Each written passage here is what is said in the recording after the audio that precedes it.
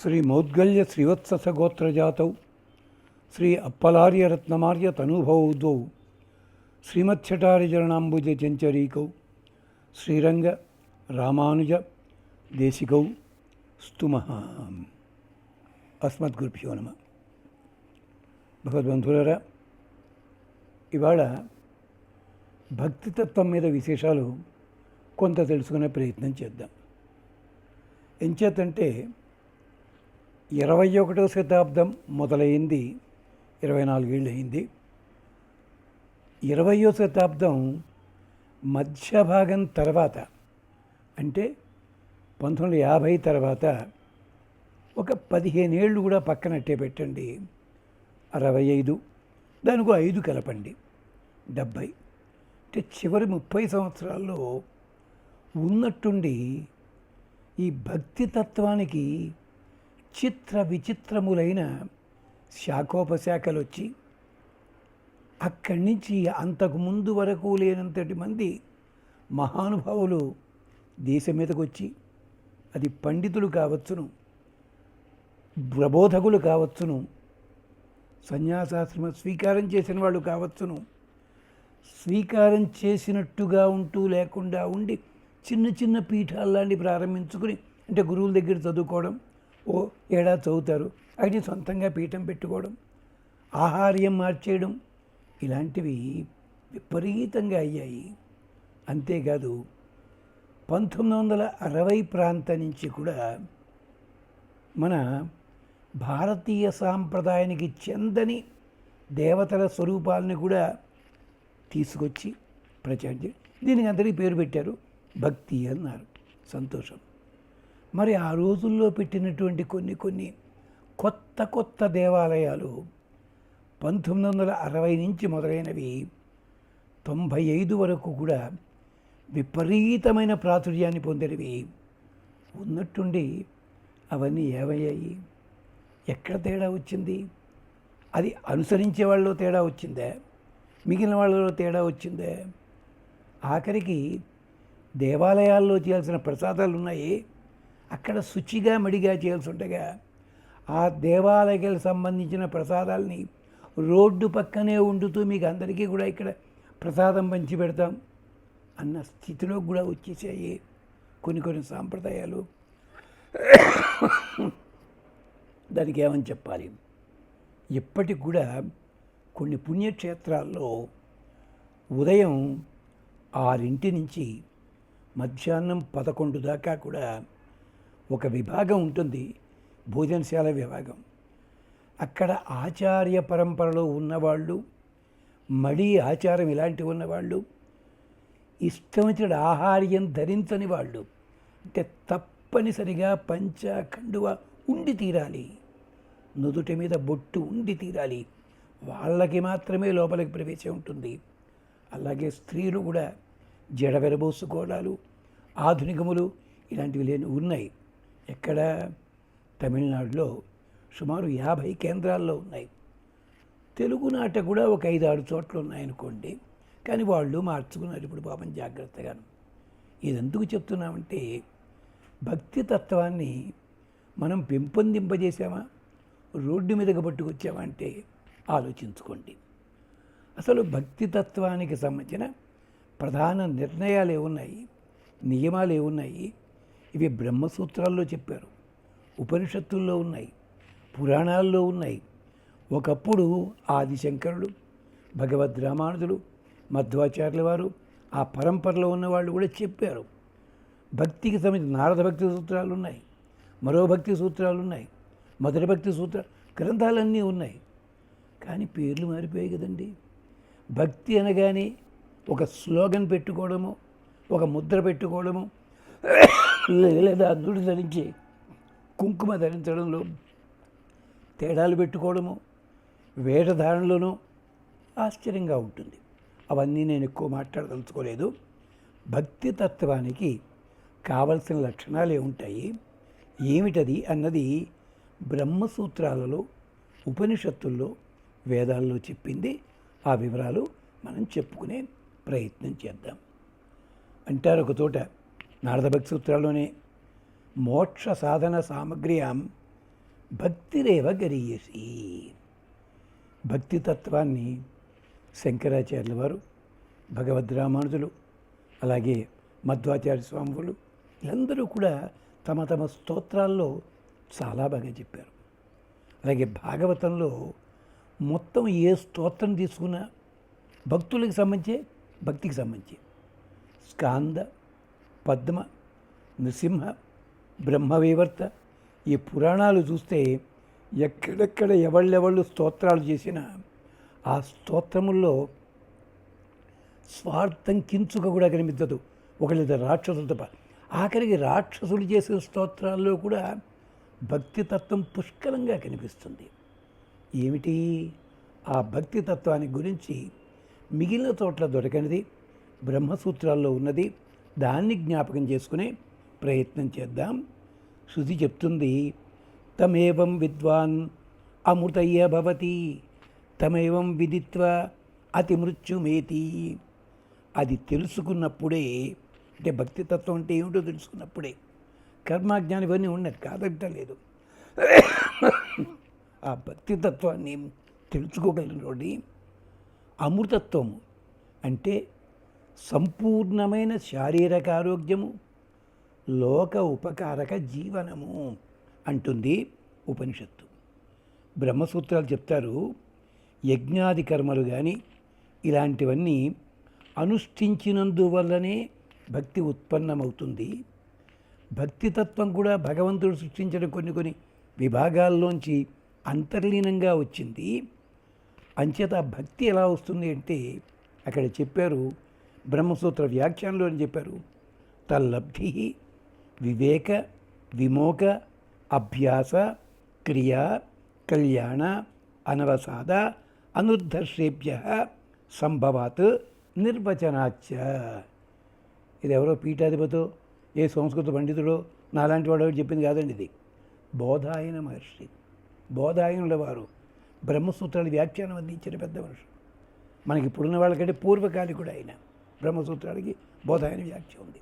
దాంట్లో చెప్తాడు, తత్లబ్ధి, తత్శబ్దంతో భగవంతుణ్ణి చెప్పచ్చును, అది దొరుకుతుంది. అదంటే భగవంతుణ్ణి చేరుకునే మార్గం కూడా దొరుకుతుంది. ఇది ఎక్కడ ఏమిటిది అంటే నిత్య జీవితంలో ఈ 7 లక్షణాలు అలవాటు చేసుకోండి మీరు. అప్పుడు నిజమైన భక్తులు అవుతారు మీరు ఇంక ప్రత్యేకించి ఎవడు ఇది మా భక్తుడు అండి, ఆయన వస్తుంటే సాక్షాత్తు వెంకటేశ్వర స్వామి ఈ రూపంలో వచ్చాడా అనిపిస్తుంది. ఆ మధ్య ఎవరి గురించో చెప్పారు పాపం. ఆయన వెంకటేశ్వర స్వామి పుస్తకాలు రాస్తున్నారు, నిజమే కాదంటలేదు. పాపం ఆ యాంకరు చెప్పండి, విశేషంగా చెప్పండి, ఆయన వస్తుంటే వెంకటేశ్వర స్వామి కదలి వస్తున్నాడా అన్నట్టుగా ఉంటుంది. కంచి పరమాచార్యుల వంటి వారిని అల్లా అంటే ఆయన కోప్పడేవారు. నాయన భగవదంశంలో మనం అంతా ఉన్నామయ్యా, సృష్టిలో ఉన్నామయ్యా, చేరుకోవాలి మార్గం అదే అన్నారు. ఇలాగ చాలామంది చెప్పుకుంటే తప్పేం లేదులేండి. ఆఖరికి రామానుజాచార్యుల వారి గురించి చెప్పిన మరో శేషోవా సైన్యనాథోవా అతడా అతడా అతడా అన్నట్టుగా సాక్షాత్తు పరమశివుడే ఈ రూపంలో వచ్చాడా, దక్షిణామూర్తి ఈ రూపంలో ఉండొచ్చు. దాంట్లో ప్రేమ, అభిమానం, భక్తి ఉండొచ్చును. అలా కాదు, ఆ భక్తికి 7 అంగములు ఉంటాయి. అంటే ఇవేమిటి అంటే మొత్తం 7 అనుష్ఠానం చేయలేవు మీరు చేసుకున్న రోజుని, అప్పుడు మీరు నిజమైన భక్తులు అవుతారు. మొదటిది ఏమిటి? వివేకము. రెండోది విమోకము. మూడవది అభ్యాసము. నాలుగవది క్రియ. 5 కళ్యాణ. తర్వాత 6వది అనవసాద. 7వది అనుద్ధర్ష. ఇవి సంభవాత్ నిర్వచనాచ్చ. మొట్టమొదటిగా చూసుకుంటూ వెళ్దాం ఒక్కొక్కటి. మొదటిది వివేకం అంటారు. అయ్యో అది ఉందండి మాకు, ఇది మంచి, ఇది చెడు, ఇది కవును, ఇది కాదు, ఇది ఇలాగా ఆ మాత్రం తెలియదండి మాకు. స్తోత్రాలు చదువుతుంటాము, అర్థాలు తెలియవండి. వివేకం లేకపోతే అర్థం వస్తుందా బాబు? వివేక శబ్దానికి అంత మాత్రమే అయితే వివేక చూడమని చెప్పి ఆ గ్రంథంలో అంత వివరంగా రాయాలండి. ఇది మంచిగా చెప్పాలంటే అన్ని శ్లోకాలు అవసరమా, అన్ని ఉదాహరణలు అవసరమా? లేదే. అంటే వివేకం అంటే ఇంకేదో ఉంది, ఇంకేదో ఉండి తీరాలి. ఈ మాట భీష్ముణ్ణి అంటకాల్చినట్టుగా అడిగింది ద్రౌపదీదేవి. అంపశయ్య మీదే ఉన్నాడు. ధర్మరాజు బోధనల కోసం వెళ్ళాడు, అక్కడంతా చెప్పాడు. సరే విశ్వాసరామోసం ఇవన్నీ వచ్చాయి, అయిపోయింది. చిట్ట ధర్మరాజు మళ్ళీ పరిస్థితి అడిగాడు, తాతగారు ఇంత చెప్పారు మీరు, ధర్మరాజు ఒక్కడే లేడు అక్కడ, పాండవులు ఉన్నారు, వాళ్ళ పరివారం ఉంది, ద్రౌపదీదేవి కూడా ఉంది, ముందు రోజులోనూ పరిచారు అందరూ ఉన్నారు, సుమారు 3000 మంది ఉన్నారు. ఆ చుట్టుపక్కలంతా విన్నారు భీష్ముడు మాట్లాడుతుంటే. అంటే మైకులో ఉన్నాయని అడగండి, భీష్ముడి ధ్వని అలా ఉంటుంది గొప్పగాను, అది విన్నారు అందరూ కూడా. చివరిగా తాతగారు అసలు ధర్మము అంటే ఏమిటి, ఎలా ఉండాలి మనం, అదొక్క మాటలో చెప్పండి మీరు అన్నాడు. అంటే చాలా గొప్పగా చెప్పారు ఆయన. నాయన, ఒక తప్పు జరుగుతోందని తెలిస్తే నీకు దాన్ని ముందు ఆపే ప్రయత్నం చెయ్యి. ఆపలేకపోయావు, అది జరుగుతున్న చోట నువ్వు మాత్రం నిలబడద్దు, లేచి వెళ్ళిపో. లేదు, లేచి వెళ్ళిపోవడం కూడా చేత కాకపోతే కళ్ళు మూసు కూర్చో. ఇదే తమాషాగా చెప్పాడు ఆయన. ధర్మరాజు వినయంగా అలాగే అండి తాతగారు, సరేనండి అన్నాడు. కానీ ముందు రోజులో కూర్చున్న ద్రౌపది పగలబడి నవ్వింది. సభల్లో ఎప్పుడు కూడా పగలబడి నవ్వకూడదు, అది నియమం కాదు. నవ్వింది. భీష్ముడు అడిగాడు, ఏమ్మా ఎందుకు నవ్వావు? లేదు తాతగారు, చెప్పడానికి బాగానే ఉంది. కలియుగంలో 20వ శతాబ్దంలో ఒక కవి గారు వస్తారు, ఆత్రేయ గారిని. ఆయన ఒక పాట రాస్తాట, ఎదుటి మనిషికే చెప్పేటందుకే నీతులు ఉన్నాయి అని చెప్పి. మీరు కూడా అలాగే చేశారా? అన్యాయం జరుగుతుంటే ఆపడానికి ప్రయత్నించారా? అక్కడి నుంచి లేచి వెళ్ళిపోయారా? లేవలేదే. కళ్ళు మూసుకున్నారా? లేదే. నాకు జరుగుతున్నామన్న గుడ్లు అప్పగించి చూశారు మీరు. ఎలాగండి దేవులా చెప్తారు మీరు అనేసరికి భీష్ముడైతే ఇటీవల కాలంలో ప్రెస్ రిపోర్ట్లో అన్నట్టుగా ఐఎమ్ సారీ వక్రీకరించారు భాష్యం అనలేదు ఆయన. నువ్వు అన్నది నిజమేనమ్మా. ఈ మూడిటికి వేరే కారణం ఉంది. మొదటిది, ఈ ప్రమాదం జరుగుతుందని నాకు ముందు తెలియదు, రహస్యంగా చేశారు వాళ్ళు. రెండవది, నిన్ను ఈడ్చుకొచ్చేంత వరకు కూడా మాకెవళ్ళకి తెలియదు. అది స్టేడియం అంటే సినిమాలో చూపించినట్టుగా 20x20 రూమ్ కాదు, అది 20-30 ఎకరాల స్థలం, సుప్రవేశ, ఎన్నో సింహద్వారాలు ఉన్నాయి, ఎంతమంది ఉంటారో తెలియదు, ఎక్కడి నుంచి వస్తారో తెలియదు. అది తెలియలేదు. మన వాకౌట్ ఎందుకు చేయలేదు? ధృతరాష్ట్రుడు సింహాసనం మీద ఉండగా నా జన్మంబు తరింపజేసేద ప్రతిజ్ఞను దిక్పతులు సాక్షిగా రాజయ్యేలగా నాకు కలుగు అధికారము చెందుతూ ఈ రాజీవాక్షి సుతుండు వాని సుతులున్ రాజ్యంబు పాలింప నేనీ జన్మాంతము బ్రహ్మచారినై సదా సేవింతున్ రాజ్యమున్.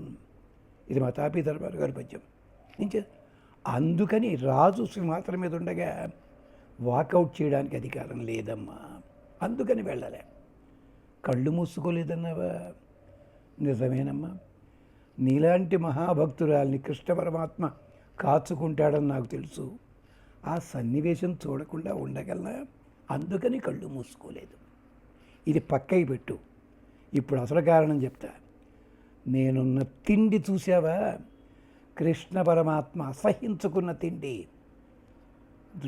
దుర్యోధను ఇంటికి వచ్చాడా భోజనానికి? కృష్ణ పరమాత్మ రాలేదు. నా ఇంటికి వచ్చాడా? రాలేదు. ద్రోణి ఇంటికి వెళ్ళాడా? లేదు. విదురుని ఇంటికి వెళ్ళాడు. శుచీని గుణవంతిచ విదుర అన్నాని బుబుజే, అక్కడికి వెళ్ళాడు. ఎందుకని? పరమ దుర్మార్గుడైన దుర్యోధనుడు, అంతకంటే దుర్మార్గపు ఆలోచన ధృతరాష్ట్రుడు వారు, వాళ్ళు పెట్టిన తిండి నేను సేవగా చేసుకున్నాను. తన చదువుని నమ్ముకున్నవాడు చదువుని అమ్ముకున్నాడు ద్రోణాచార్యుల వారు. అలాగే అతను పెట్టే తిండి తిన్న కారణం చేతే భీష్ముడు ఇంటికి వెళ్ళలేదు, నా ఇంటికి రాలేదు. విదురుడు మాత్రం ఉంచవృత్తి చేస్తూ అక్కడ ధాన్యపు గింజలు పడి ఉంటే ఏరుకొచ్చి అలా ఉన్నవాడు ఆయన, అందుకని వెళ్ళాడు. వివేకం అంటే సర్వ ఆగమానాం ఆచార ప్రథమో పరికల్పిత. మనం ఆచారం అనగానే ట్రెడిషన్, రూల్స్ అండ్ రెగ్యులేషన్. ఆచారం అంటే అది కాదమ్మా. ఆచర, బాగుగా తినుట. ఏది తింటే నీకు క్షేమం కలుగుతుందో అలాంటి తినాలి. దుర్మార్గపు తిండి తిన్నాను. వివేకం అంటే నీ ఆహారపు అలవాట్లు. ఇక్కడికి ఆపుతాను. మళ్ళీ రెండో భాగం కొనసాగిద్దాం. అంతవరకు స్వస్తి.